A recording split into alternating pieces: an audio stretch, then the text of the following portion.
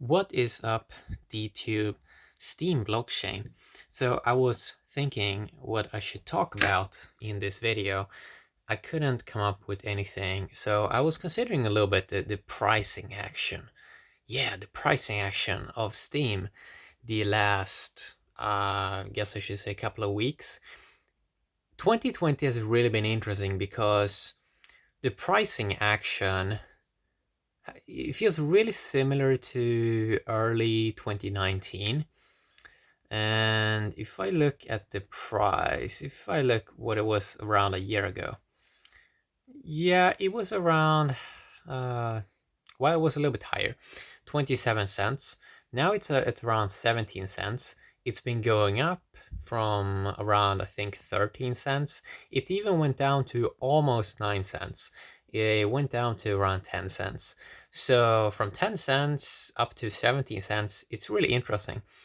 So is the bottom in? Is the bottom in for Steem price? This is really an interesting topic because the last bottom was around, I think, 6 or 7 cents. That was in 2017.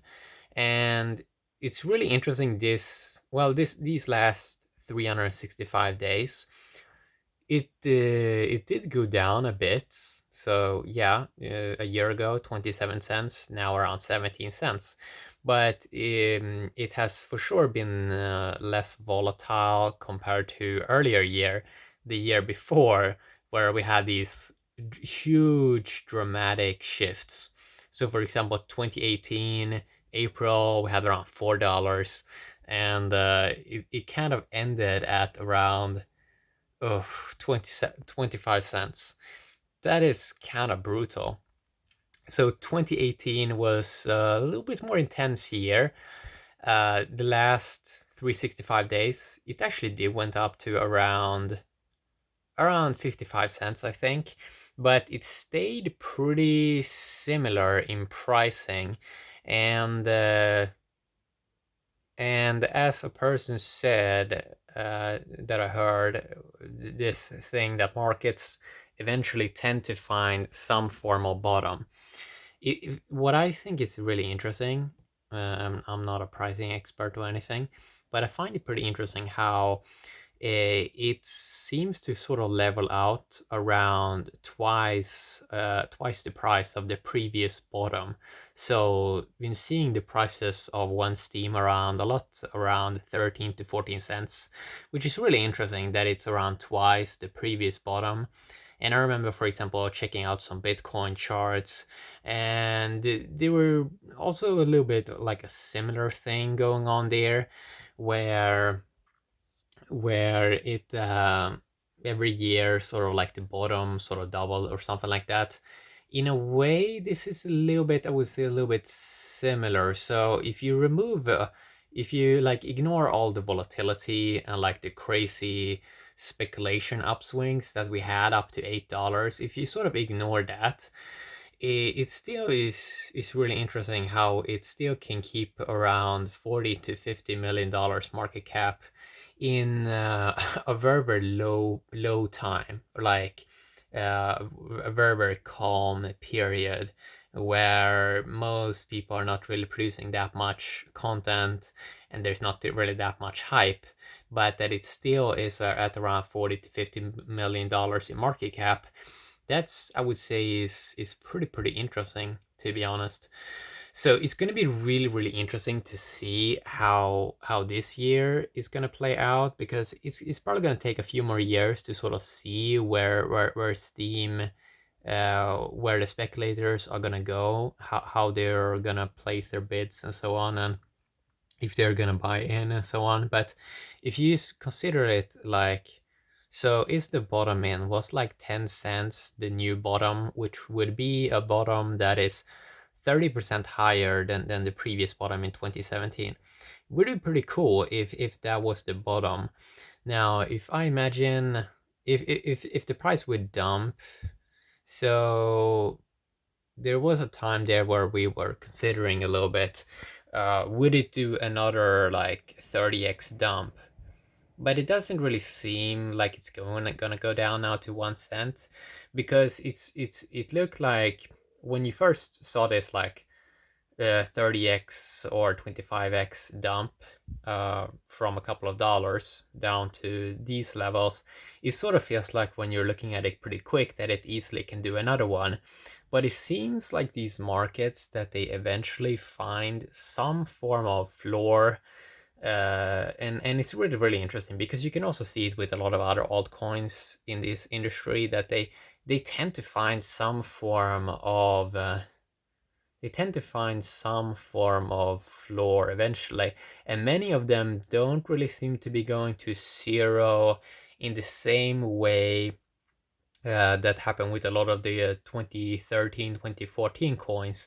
But a lot of those coins had less, people had less access to them, people had less access to markets. For example, I know that a lot of these centralized exchanges, they started to really popping up 2016, 2017, 2018. So a lot of more people have access to these markets. So I think that there's always, seems like there's always going to be some form of price floor where someone is going to scoop up some tokens, especially some Steem tokens, because you can always with how the reward pool is working, you can always print more tokens if you have tokens. So that is at least always a form of utility.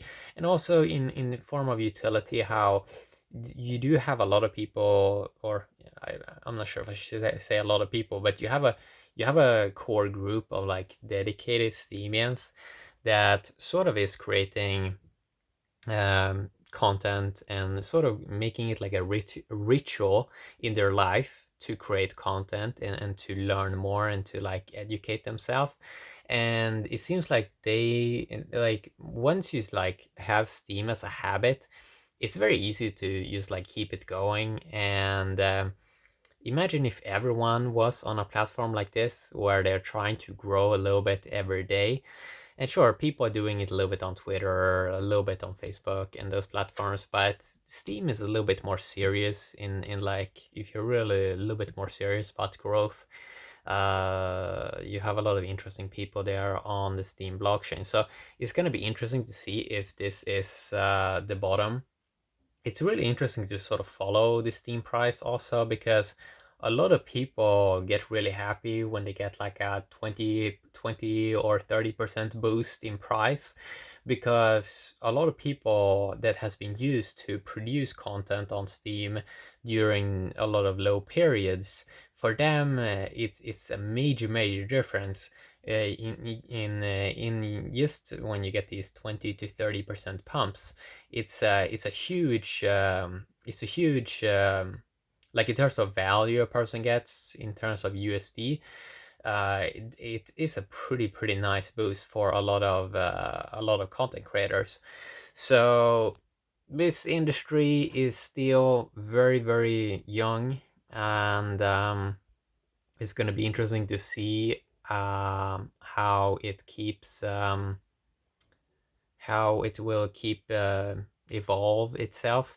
For example, it's really interesting with so the technology that like Steem is using with I think 21 block producers, in a way, I think that means that they're sacrificing a little bit on the security, but to have more speed, because because that's a model that you can have, and it kind of makes sense a lot in a way, because there's not really anyone that's trying to like attack so much the crypto ecosystem right now, even though a lot of people are saying that governments are trying to attack Bitcoin.